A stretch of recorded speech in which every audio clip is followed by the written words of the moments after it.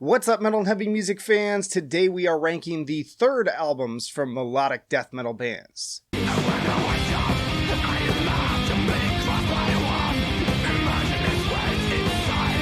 Alright, let's kick things off with Kalmah and Swampsong. So this is a legendary album and a fan favorite for sure. Heroes to Us opens the album on a seriously triumphant sounding note with that lead riff, and the hooks just continue from there pretty much non-stop until the end. Lots of great dueling leads like on Cloned Insanity, nice bass and key section on that one too. The guitar solos are absolute fire. The third, Magical, is one of the most grandiose arrangements they've done to date, and Doubtful Above It All is not far behind. Love that thrashy, palm-muted opening of Torda. This one is going to perfection. Next up, we have In Flames with Whoracle. So this was actually my first 90s era In Flames album that I got into, and it was the second album that I listened to from their discography. Musically, it's a fantastic album with lots of amazing riffs and great songs. I love Jotun, which is one of their best album openers. Dialogue with the Stars is an incredible instrumental, probably one of my favorite instrumentals of all time, with those, again, triumphant guitar harmonies. Food for the Gods is a rager. They picked up the pace with a lot of these tracks too, I'd say, from the Jester Race. Episode 666 is fun, even if the lyrics are kind of silly. Definitely a classic, but I will say I do find it to be, especially on re-listens, a little bit inconsistent, and I have albums on this list that I enjoy slightly more. So some may be surprised that I'm not putting this at perfection. It's kind of just short of that, but it's going to fantastic. And remember, this is all subjective. This is just my feeling on these albums. Next up, we have Be'lakor with an album I've been referencing video to video leading up to this one. It's Of Breath and Bone, my favorite from this band, and I feel like this is kind of the pinnacle of their sound. It's the perfect mixture of melodic and progressive death metal, and all within much tighter, more focused compositions this time around. The guitars feel more consistently memorable, with lots of earworm melodies and frequent changes in dynamics. Abeyance alone has so many great moments and is easily one of their best songs, but you've also got Remnants, Fraught, and In Parting. One of the best melodic death metal albums of the 2010s, I would say. I'm going to put this one at great tier. It doesn't quite stack up to some of the classics we're going to continue talking about, and as usual, I am challenging myself to only 4 albums per tier, which is... this was a tough one. Alright, next up we have Arch Enemy with Burning Bridges. I'd say this is a vast improvement over their first 2 albums. The Immortal is a great opening. Dead Inside has a little Megadeth going on, complete with ripping solos. The guitar work in general finally gets to really shine here. Tons of great riffs. It's still definitely not their best work, and the vocals continue to be questionable in places, but a far cry from just how unlistenable those other albums before this were. It's definitely the best with Johan, and it's his last one with the band, and the wonderful Angela Gossow is going to be taking over as we move into 4th albums. But for now, I'm going to put this album also at great tier. Then we have Amon Amarth with The Crusher. So we've gone from my favorite early era Amon Amarth album to my least favorite on this one. It's definitely for the best, I would say, that they changed their sound a bit after this one, because this style was feeling a little bit tired. Lots of second-rate, kind of forgettable material here, save for a few like Bastards of a Lying Breed, Releasing Surtur's Fire, and especially the sound of 8 Hooves, which is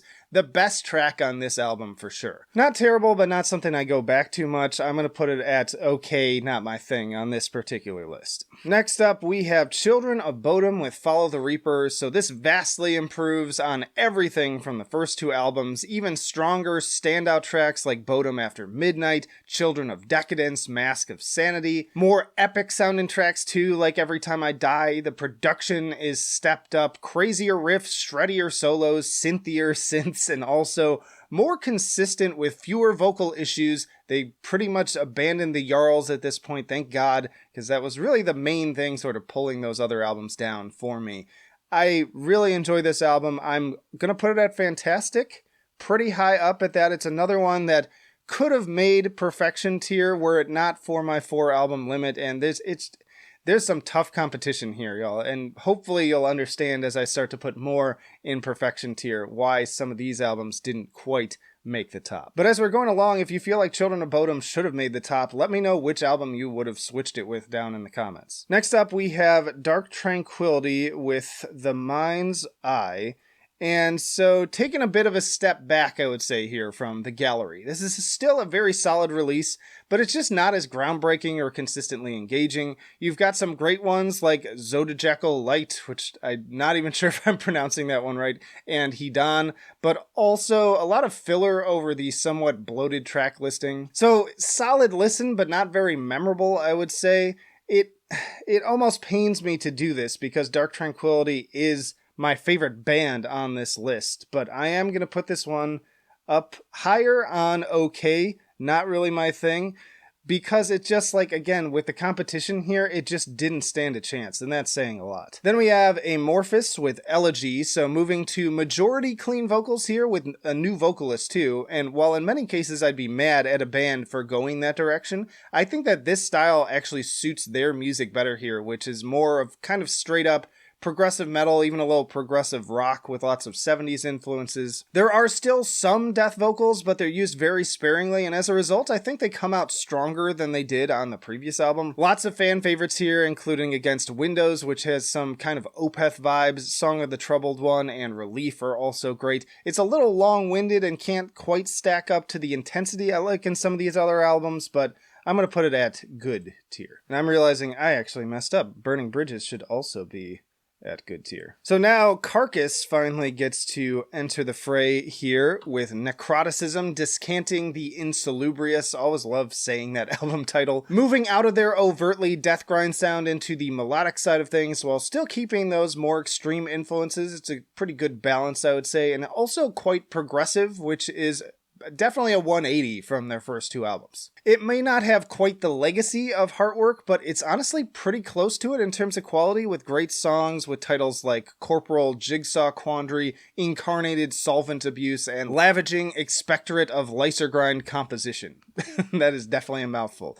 Love the chuggy hooks all over that last one too, in particular. Y'all know with Carcass, I gotta put him at perfection. Very strong album. Alright, let's go with Serenity and Murder with the Eclipse. So this is one of my sneaky little underground editions I like to throw in here and there, but this Japanese band has been absolutely killing it on their last two albums in particular, and this is probably my favorite. Another very atmospheric, synth-heavy band, probably most closely in line with Moore's Principium Est, which we'll talk about a bit later, but also the faster material from Insomnium. Lots of great dramatic symphonic elements with chorals, strings, and other instruments, complementing tons of killer riffage and soloing. A couple standouts here: A Torch for Avengers, The Revelation, and Dancing Flames. Definitely give them a listen. I'm going to put them at great tier, right alongside Bellacore. And on a similar note, I'm also going to add Bloodhunter with Knowledge Was the Price. So another great underground pick here for fans of Arch Enemy. Diva Satanica, the vocalist, who is also in Nervosa now, bringing both like viciousness and the showmanship of that Angela Gossow era Arch Enemy sound. And alongside those same types of killer riffs, there's also a guest feature from Therion's Rosalia Serum and a cover of Children of Bodom's Bodom After Midnight, appropriately. So really strong album, the most recent album on this list, because it's actually coming out this year as I record this. I wouldn't say it can quite, again, compete with the classics on this list, but definitely one of the stronger, newer releases in the genre from an awesome band. I'm going to put them pretty up high on good tier, right next to their peers, Arch Enemy.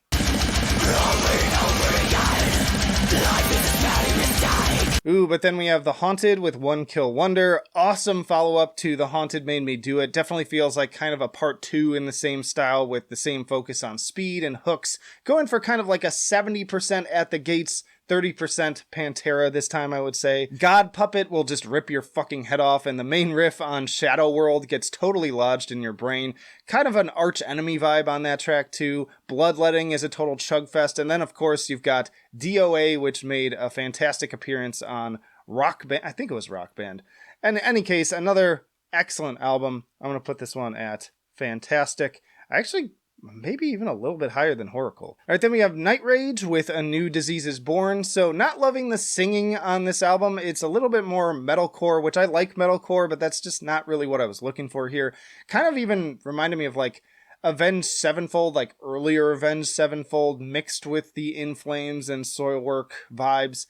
like, it's a decent album and it works well on its own, but it's a little bit forgettable and it just can't compete with the big dogs on this list. I'm going to put it at okay, not my thing. Then we have the Black Dahlia murder with Nocturnal, and it almost makes me sad pulling this up now because this is not the first video to drop since the news, but it's the first video I've recorded since the news that Trevor Strand passed away, which is just absolutely tragic because he is one of my favorite vocalists from way back in the day. I remembered when Unhallowed came out, and I picked up a physical copy at Best Buy and the whole rigmarole, and just loved that album. Still one of my favorites to this day, and we lost a really great one, and I've never heard anyone say a single negative thing about him, so really sad. And on that note too, this is another highly lauded album in this discography, a very consistent discography, but this one definitely gets held up, commonly seen listed as a favorite,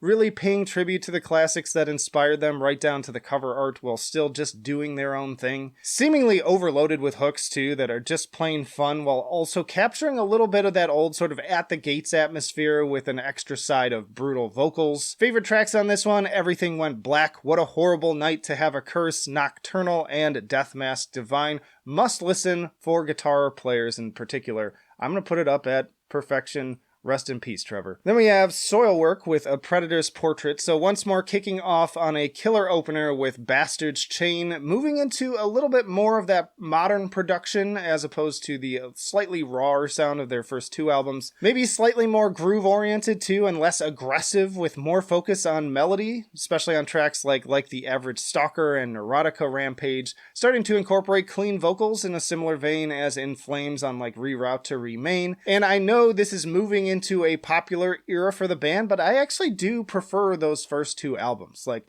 I think this one is good, and the riffs and drumming are undeniable. Still some great tracks here too, like Needlefast and Grand Failure Anthem. And I do think that Bjorn is one of the better singers in the genre, but I kind of prefer their more aggressive sounds. So this one drops down a little bit from the previous two. I'm going to put it at great tier. Still definitely a really solid album. Then there's Scar Symmetry with Holographic Universe. Very epic with the clean vocals on this one. I also love the little Danny Elfman-esque punctuations of chorals on Quantum Leaper amidst the deathier vocals. Definitely some Opeth influence here as well. Lots of shredding solos like on Artificial Sun Projection. Really strong, highly recommended. Just doesn't maybe resonate with me quite the same as some of these other albums. And it's a little bit unfair because I haven't listened to it nearly as many times as some of these other ones on here. But good stuff. I'm going to put it at good tier. Then we have Omnium Gatherum with Stuck Here on Snake's Way. And this is another one where these vocals just totally ruin it for me. Like, really, really bad. I can't... Like, really, really bad. I can't even enjoy the album.